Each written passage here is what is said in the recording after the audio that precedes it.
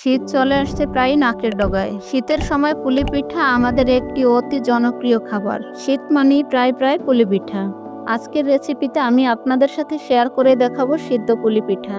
আর কথা নয়, চলুন ফ্লেভার জন্য তৈরি করে ফেলি পুলি পিঠা।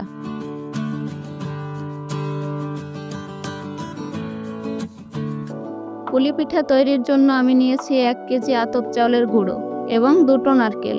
একটি পাত্রে চালের গুঁড়োগুলো নিয়ে নিচ্ছি। মিশিয়ে দিচ্ছি 2 কাপ পরিমাণ আটা। চালের গুঁড়োর সাথে সামান্য আটা মিশিয়ে দিলে পিঠাটা শক্ত হওয়ার পরেও ফেটে যায় না, রেখে খাওয়া যায়। গুঁড়ির সাথে আটাটাকে আমি খুব ভালোভাবে মিশিয়ে নিচ্ছি। আটাগুলোকে আমি সিদ্ধ করে নেব।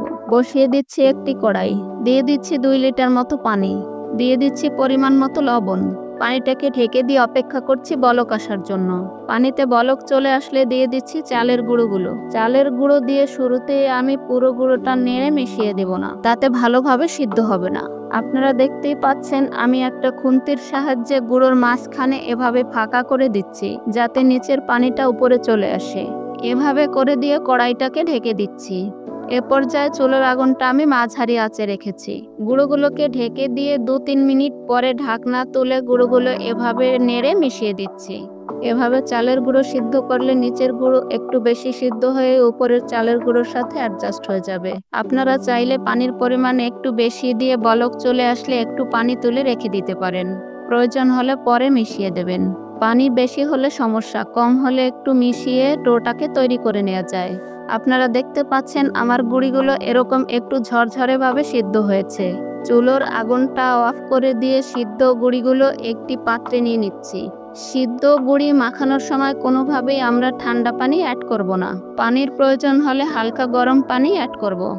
গুঁড়িগুলো বেশি ঠান্ডা না করে হালকা গরম থাকতেই ডোটা তৈরি করে নিতে হবে। ঠান্ডা হয়ে গেলে ডোটা ভালোভাবে তৈরি হবে না, দলা পাকিয়ে যাবে। পিঠাগুলো ভালোভাবে তৈরি করা যাবে না।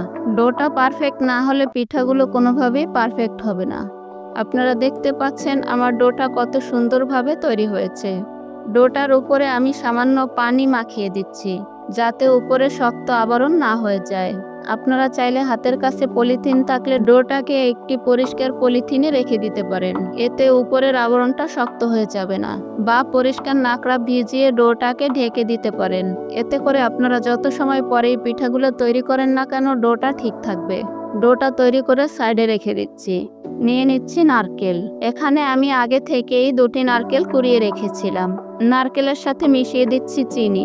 2টি নারকেলের সাথে আমি 1/2 কেজি চিনি মিশিয়ে দিচ্ছি। চিনির সাথে একটু পাটালি গুড় হলে পিঠাগুলো খেতে আরো মজাদার হয়। দিয়ে দিচ্ছি সামান্য লবণ চিনিটাকে অ্যাডজাস্ট করার জন্য। মিষ্টি জিনিসে লবণের পরিমাণ একটু কম দিবেন, না হলে খাবারের স্বাদ নষ্ট হয়। নারকেলটা মেখে সাইডে রেখে দিচ্ছি। যে পাত্রে পিঠাটা সিদ্ধ করব সে পাত্রটা রেডি করে নিচ্ছি। আজকের পিঠা আমি রাইস কুকারে সিদ্ধ করব। রাইস কুকারের পাতিলে দিয়ে দিচ্ছি কিছুটা পানি। রাইস কুকারের এই ডালাটাতে আমি পিঠা সিদ্ধ করব। ডালার উপরে দিয়ে দিচ্ছি একটি নেট জাল।